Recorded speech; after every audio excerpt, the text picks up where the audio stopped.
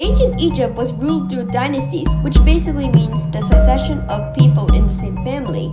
To understand it more, look at this diagram here. We have a king and a queen, and then they had a son, but then the king and queen died, and so the son took over.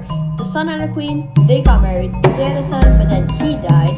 But then they had a second son, being the king, but then he got corrupt, and so a revolution happened. And then in the end, the son died. And then a new dynasty was born due to the fact that a new family took over. There was a total of 31 dynasties that ruled ancient Egypt, but we break that down into 3 periods: the Old Kingdom, the Middle Kingdom, and the New Kingdom.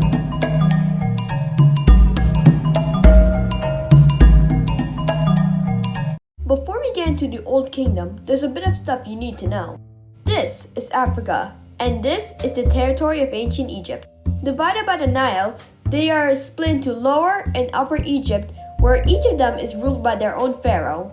And so when King Menes came along and wanted his military to go to the north and invade Lower Egypt, they did. And so they planned to go north, and during 2686 BCE, Lower Egypt fell, and Egypt was for the first time united with their pharaoh as King Menes. King Menes was the first king of United Egypt, and so he established the capital of Memphis, which is near the Nile, the border, and established a strong and central government. And so King Menes died, and so did others, and then came Pharaoh King Djoser. Djoser then went to his architect/doctor/vizier, Imhotep. Now, a vizier is a high-ranking government official, and so he asked Imhotep something, and the conversation went a little something like this. "Hey man, can you build a step pyramid in honor of myself?" Sure, why not? And so it was. Imhotep built the first step pyramid known to history, which is called the Pyramid of Djoser. And then Djoser died, and so did others. And then Pharaoh King Khufu came along, and he's the reason why the Old Kingdom is known as the Age of the Pyramids, because they built some pretty cool pyramids during this time. And so Khufu hired more than 100,000 workers as slaves to build him some nice pyramids. Many great pharaohs such as King Khafre and King Menkaure oversaw the building of the Great Pyramids. One of the best-known pyramids out of all of them is the Great Pyramid of Giza, standing at a height of 574 feet.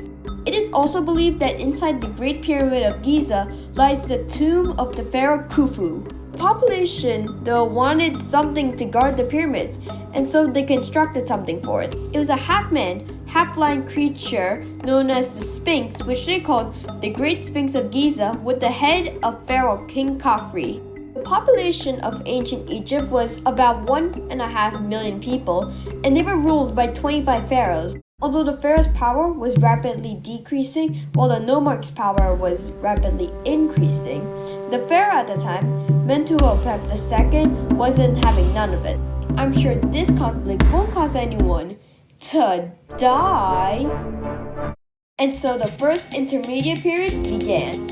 Egypt was once again divided, where in Upper Egypt in the city of Thebes you were Team Pharaoh, and in Lower Egypt in the city of Heracleopolis you were Team Nomarchs. Briefly summing up the first intermediate period, Mentuhotep II invaded Lower Egypt and reunified Egypt.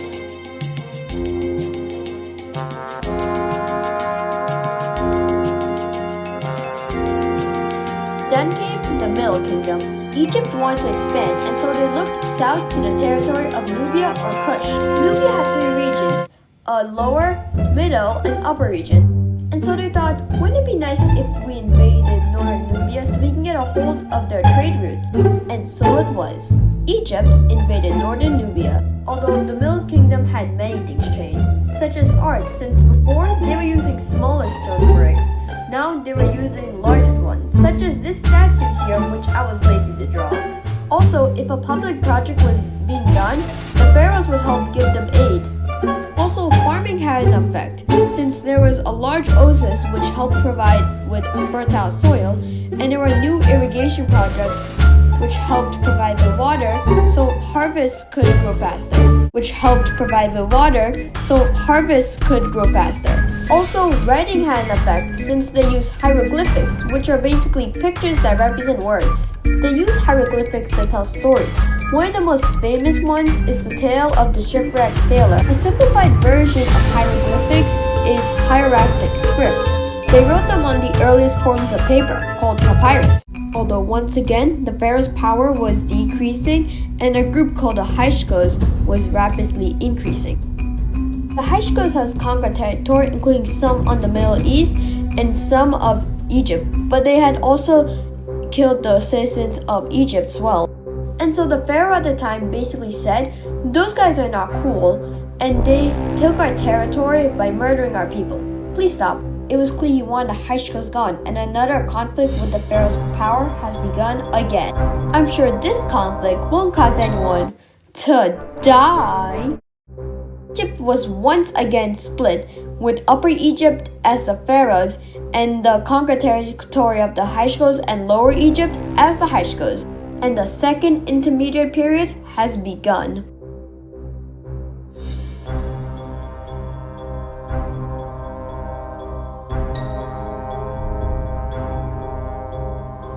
Atmos I wanted to defeat the Hyksos. Now, if you don't know, the Nile has many channels, and before those channels split, there's a land along there. That land is called a delta. And so Atmos I defeated the Hyksos at the Nile Delta, banishing them from the land and ending the second intermediate period. And so Atmos I had reunited Egypt again. At the end of the second intermediate period, Atmos I also got a hold of the land that the Hyksos had, which is called Syria. Atmos also established two offices, one in Lower Egypt and another in Upper. Just a problem. Syria. After the second intermediate period, they conquered Syria, but they didn't establish a major power in that region. This means that there is now a power vacuum and nobody knows who to make pharaoh of it. The newly conquered land helped it evolve into the Egyptian Empire. Hey Atmos, how are you doing? Oh, he's dead. He was then succeeded by his son Amenhotep I, and he extended the borders of the Egyptian Empire south near the city of Kerma in Nubia, just like that. The new kingdom also saw more devotion to Egypt's sun god Amon-Re.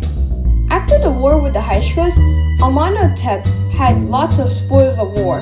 In other words, that's just a fancy word for lots and lots of money.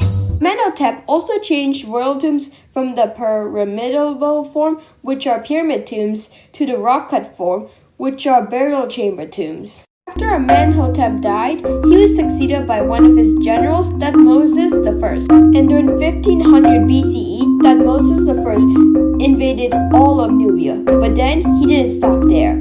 He went to Syria and conquered the rest of the territory and gained a little bit more of the Middle East. One of the most well-known pharaohs of the New Kingdom is Hatshepsut. She held a reign that helped bring peace and prosperity to Egypt. She also built some stone sphinx-like statues like this one, which I was lazy to draw. After Hatshepsut died in her 40s, she was succeeded by Thutmose III. Thutmose III believed that women weren't capable to rule and didn't want Hatshepsut to become an example to other young women. Her name was erased from any ancient text, and statues of her had the head of her chopped off. Thutmose III wanted her to be completely erased from history. But then the government started to weaken, and the priests of Amun started to gain power. And then the new kingdom fell, uniting Upper and Lower Egypt again. But then one Alexander the Great wanted to invade the Egyptian Empire, and so in 332 BCE, his conquest into the Egyptian Empire started, and just like that, it fell. Cleopatra VII would be the last known pharaoh of Egypt until she met her end.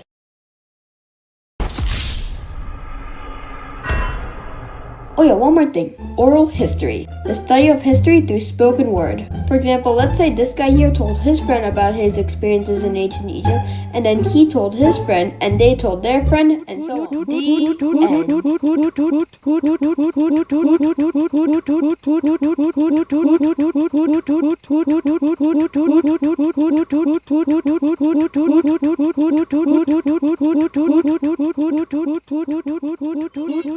end.